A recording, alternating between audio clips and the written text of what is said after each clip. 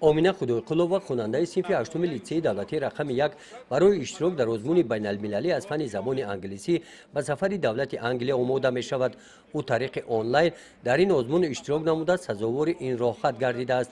با این مناسبت از نام رئیس ناحیه واسه مدیر شعبه معارف با این موفقیت آمینه را تبریک نموده از نام مقامات اجرایی حکومت دولتی ناحیه برای سفر به مبلغ 20,000 سومانی خرج راه کمک رسانید.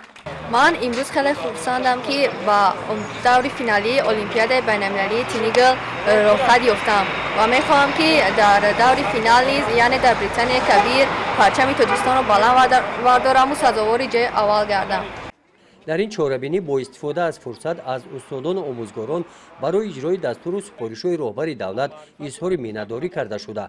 تاکید کرده شد که در سمت از بر نمودن دانش‌های معاصر به سطح از خودکنی فن‌های دقیق باز هم بیشتر توجه ظاهر کنند.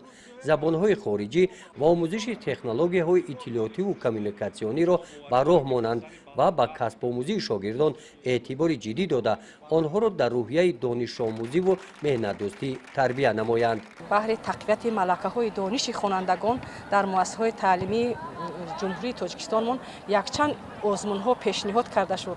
از آن جمله آزمون دانویک، آزمون خط زیبا، این قدم‌های اولین خوانندگان به آزمون‌ها است و امروز نتیجه کاری خوبی آزمون‌ها است که خوانندگان ما امروز در آزمون‌های علم، فروغ معرفت، فروغ صبح دانایی خوانندگان ما بیشتر شرکت می‌ورزند.